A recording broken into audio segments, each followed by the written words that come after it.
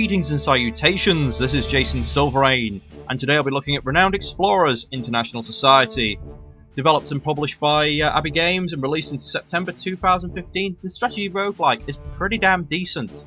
I've also got the DLC, More to Explore, and I'll also be covering that as well. It's currently available on Steam for $14.99 and the DLC is $5.29. Now, going straight into it, you can see there's a couple of little updates here. We'll link you directly to Abbey Games' website. You've also got various profiles you can have, though I don't really see much point in having multiple profiles unless you want to delete everything you've unlocked. And the unlocked are just essentially allowing you to have other characters as your captain, but I'll cover that more in just a moment. Now, the settings are some of my favourite. Abbey Games always make really good settings. And main thing because of that, it's so clear. As you can see, you've got these very clear tick boxes, everything's got help text, not just in the game options but also in the video. Audio doesn't really need it, and if you notice there's no subtitles options, but that's because most of the game is in text. Now, one of the limitations of the game is limited languages. There's been some requests to have the game produced in Chinese, and the developers are looking into that. I've not really got any firm confirmation one way or the other, in all honesty. But going back to the options, you can see you can skip a lot of the animations, which in this kind of game, on your 9th playthrough, you will want to do that. There's help text as well, which is very handy. And this is the one that may have caught your eye on my quick scan through before, the community notifications. Now, a lot of these community challenges are actually challenges which are little short stories, and then here have these people in your team what are posted on the Steam forums, and what's supposed to happen is you undergo this, you take a screenshot, you post it on there, and I'm actually not sure what you win. But it's just a challenge there, just to get the community going along. Now, it's got good Steam integration as well. It's got Steam leaderboard, achievements, and trading cards. But it's becoming a bit more standard now. But it's nice to see. And the art direction in this game and the music direction is also very good. I very much like the design of the game. Now, you have two game modes. You have adventure mode, which is essentially your roguelike, and you have discovery mode, which is a good way to unlock things, and it's just generally a bit easier. Now, one thing that does get me is you've got your adventure mode here. You play on impossible or classic, you get achievements. You want to play on normal or easy mode, it disables adventure plus achievements.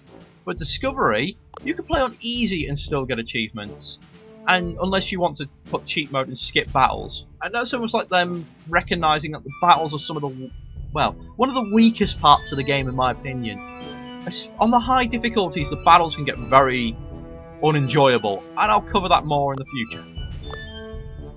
Now, I've kept this up just for this playthrough, but the first time you play through, and any time you want, if you don't tick the message like this, you'll get these little tutorial messages that come up, and initially you start with just 4 captains.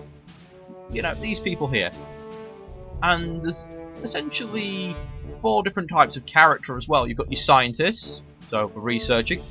Your scouts, they find extra gold, but they also have a particular set of skills. They tend to be nippy and hard to be hit. Well, your scientists are, they usually have area effect abilities, and are your healers, or your mass damage. Fighters are what they say on the tin. They run up and punch things. And speakers are your diplomats for mostly just skill challenges, really. And each captain has a captain perk, which is very nice. And a little bit of history.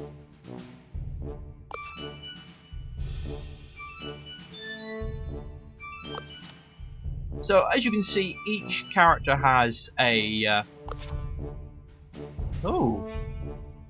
fair enough. That's actually a really weird one. Resolve is what is essentially your lives. Supplies is how many places you can move.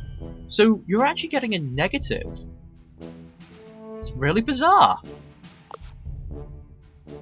And you get quite a lot of information. especially with each character. Now you can see that you get a suggestion of what each character is good with and the characters they should be teamed with. You also may notice there's these different skills, and those different skills, if I go into details, yeah, while it says like biology and prehistory, the exact one usually doesn't matter. For each perk you have, it increases your rank. And later in the game you get skill challenges that rely on your rank, and you're more likely to succeed depending on your ability. And there's only 5 levels for each character in the game. XP tends to be gained pretty slowly on anything other than easy. And as you go up you gain extra abilities, which, see, I would get Tranquility, which would then not revive crew member along one, and then later on to get Amnesia Shot. Now Tranquility is sort of your AoE heal, and Amnesia Shot is like a debuff. The clever thing about this game is it has 3 sort of different combat methods. When you actually get into the tactical combat, you have friendly attitudes, devious, and aggression. So let me just select a crew and we'll get into combat right away, well, as soon as I can. So I'm just going to go with a full science team. I'm not really looking to play through the game properly this time.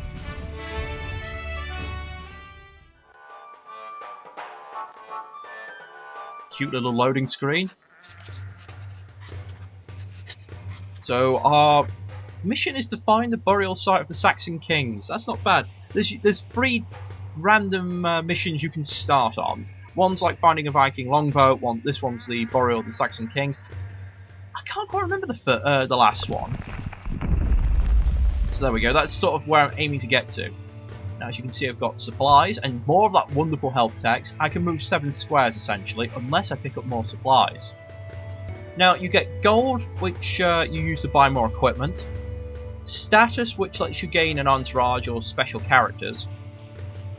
Research, which you basically research buffs for your further adventures. And insight lets you do things in the world map, which is between levels, between adventures. You have your resolve here, as mentioned earlier. That's essentially your lives. And it's all pretty simple. Everything's very clear. You've got your reference buttons here as well. Now I'm just going to quickly go over stats here. You have 2 different types of attacking. You have physical attack and speech power. Speech power is essentially talking people down, and that falls into the 3 different combat methods of aggression, devious, and friendly. Now devious and friendly tend to work on speech power, where aggression is pure just beating things up, and as you can see you have a speech defense and armor. And then you have grit, which is essentially your dodge chance. So let's get into the game and I'll just show you some examples of events.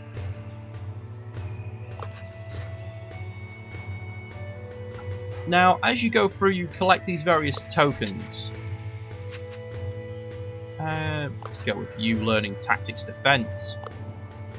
Now these tokens are sort of, you gather them through each adventure, and at the end of the adventure you put them all together and you earn things. For example, collection gives you gold, campaign gives you status, and when you get more treasures some of them will affect that and you'll get multiple things for each type of token.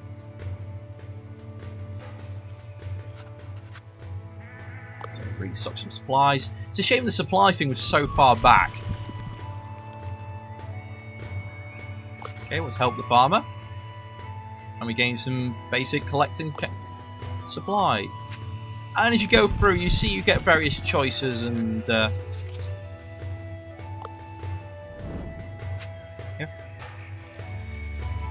And we'll go here, because then I can perhaps show a encounter. There we go.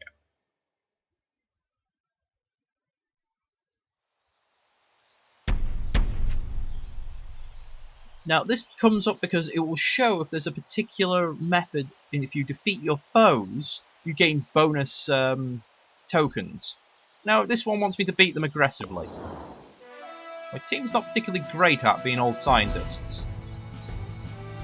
And this is where I can really show off the various different styles of combat, because their attitude is aggressive. So if I was friendly, I'd get a debuff for my crew. However, if I go devious, then I will actually have an advantage over them. So let's go devious to begin with. So I will use that. And here you go, you got the health bar and then moods. So now I'm in my own party's in devious mode. We get a bonus of 25 grit because we're beating aggressive. And it's a very much rock, paper, scissors.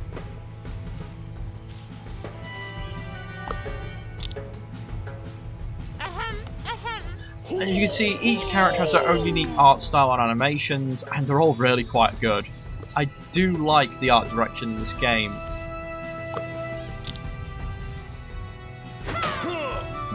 So let's get that aggression up.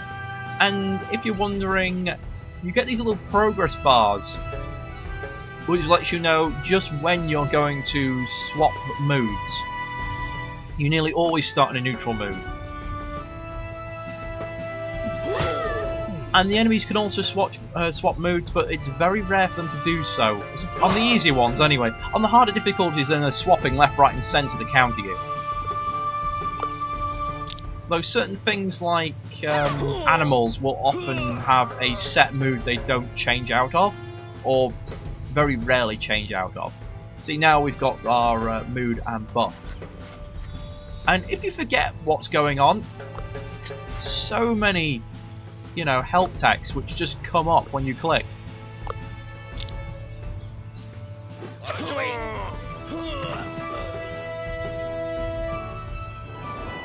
So that's our encounter done.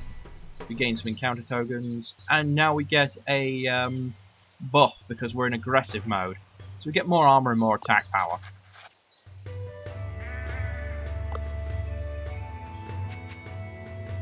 And we gain some nice little extras.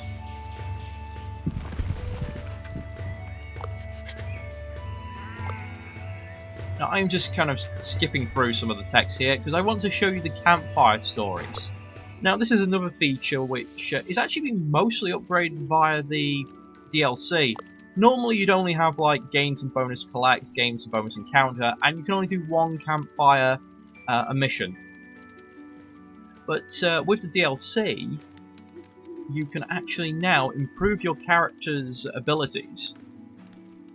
As you can see, but it usually comes at a price. Now with Philip here, it's going to lower his spirit, but we're going to gain bonuses on other things.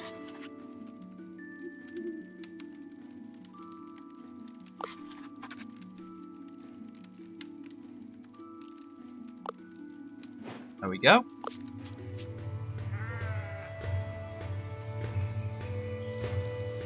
I should have gone the other way to get the treasure. I'll go with speech. And I'll improve your speech. Now, oh, I should have mentioned, yeah, you can see the travel costs of each thing in each area, which is very nice. And even if you go to the burial site, you can go, well, I don't want to do that right now. I've spotted something really nice, so I'm going to run off and grab that.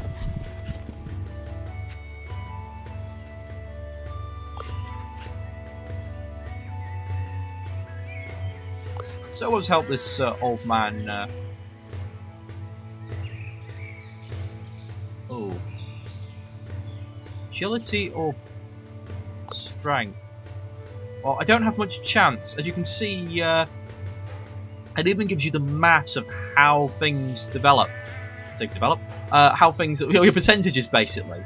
It all adds up, which is all very good, and it also usually gives you a chance to go, oh, that one I don't have much chance with, I'll try something else.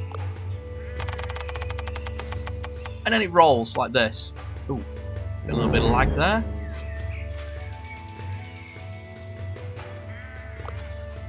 I've still got something at least. Most of the time you get a debuff, or or horrible things happen to you, and then you can select what bonus your treasure gives you.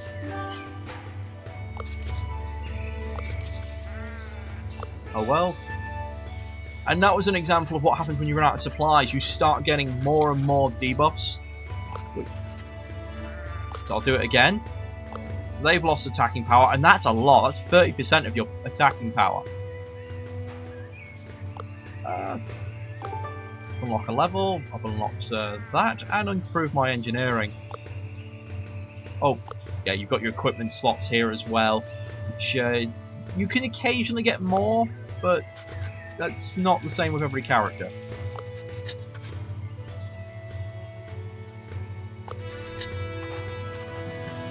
So this is our jackass rival, who'll essentially try to mess you up while stealing your treasure.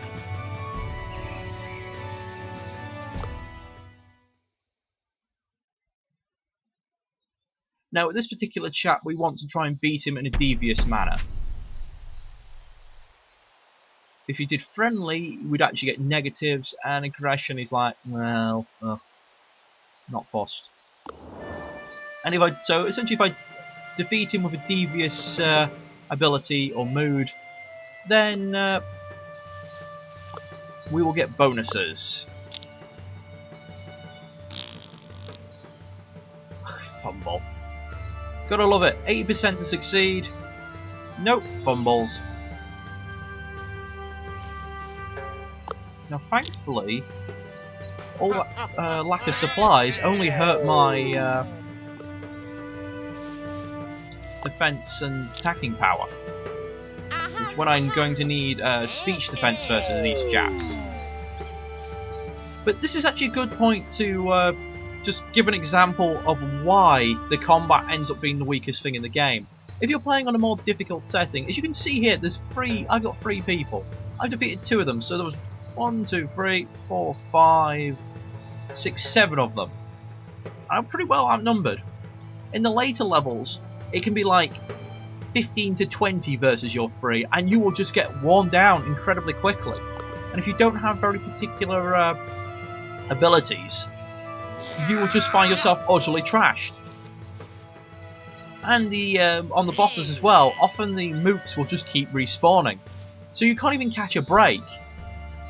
And a lot of your more powerful abilities have cooldowns, so it becomes very, very frustrating very, very quickly. That's not to say the game doesn't have a very good one more turn appeal. I started this at 5 o'clock yesterday. I was going to just play it for an hour or 2 just to get a good feel of it and then do the video. I stopped playing at 2 AM in the morning. I didn't even realise time had passed. I'd forgotten to have dinner because I was just restarting and going and restarting and going, and just I wanted to keep trying. It really had that one more turn appeal. I've not been into a game that much since Civ. So let's go. Yeah. Now, as you can see, I'm making them, well, I would make them certain stats, because at least the extra effects tell you what each mood swing does. Like, so Impress gives an enemy minus 25 speech defense. Terrified gives it minus 25 attack. Now, I should point out, this friendly speech thing, you can use that to heal your own allies, but you will also give them the Impressed status effect, which will actually make them weaker against enemies like this. So I've been made sad. What does that do?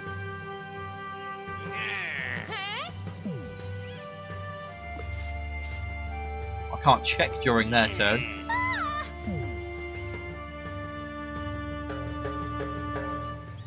So sudden, my speech power is decreased by 25%. Let's get rid of you. Now this is the combat is the simplest. Later on, you will be using the terrain to best effect. Now the terrain is randomized every single time. If I was to fail and use the restart option, that this terrain would be jumbled up again.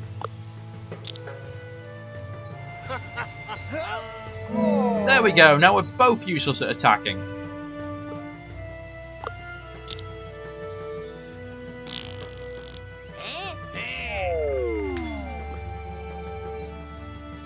Now I really should have her go over and just use Excite on my own party members, because it will actually boost their speech attack.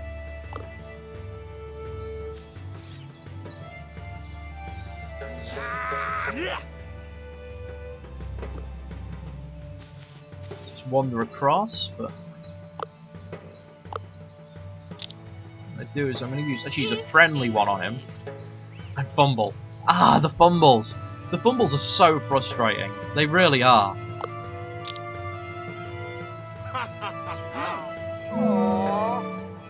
Now my plan was to use Impress to make him impress briefly, possibly. And that would actually lower his speech defense, and then you follow up with Philip to then hit him with a speech attack. And then that would probably have wiped him out.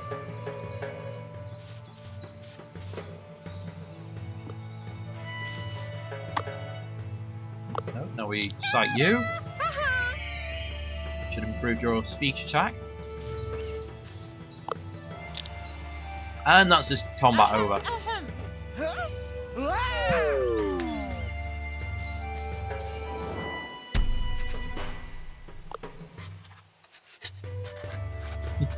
So, because we beat him in the particular favoured manner, which he likes to combat in, he's decided to give us a checklist, and that gives us a chance to find one of the 3 treasures. So we don't have much chance of convincing the locals. I have a much better chance of finding the tomb, though, because I've got an archaeologist in my team.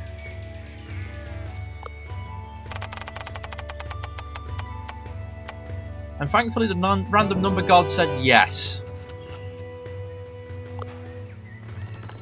We gain a load of bonuses, and today we got the Sword of Justice.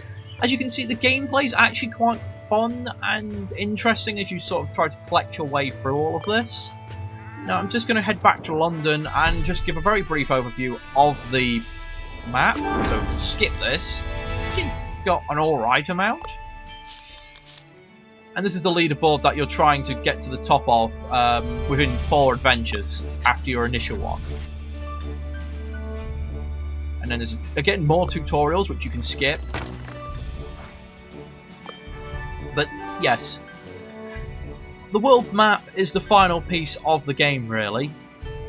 Now, you can spend your insight to gain to basically perform jobs and gain more supplies.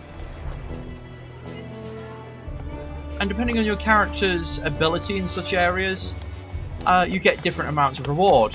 You also have your shop, where you can purchase new items for your crew, whether it be a trinket, a actually offensive item, or a defensive item. And also you have your entourages.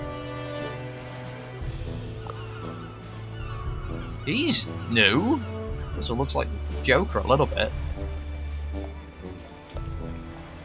And you can spend your ability to just sort of upgrade here as well, to gain the next slot and to gain more people in the store. There's also the researching. Yes. And then there's the research. You get research depending on how much study you earn and how much discovery you earn during your adventures. And then you just pick a route and you kind of journey down that route, and when you finish it you gain an overall bonus. And as you can see, each time I research something the cost goes up. So yes, that's pretty much Renowned Explorers in a nutshell. It's actually a pretty decent roguelike, but the only issue I find is there's simply not enough adventures. As you can see, each time you complete a level, you gain sort of 3 more to pick from. And each of these have a sort of preference of what kind of challenges you'll face. So sometimes you're very limited, to what you can do with a particular team. And I guess that's part of the appeal of the game, is trying to produce a team that's well-rounded and capable of going down particular routes, which you couldn't do before because, you went all scientists like I did.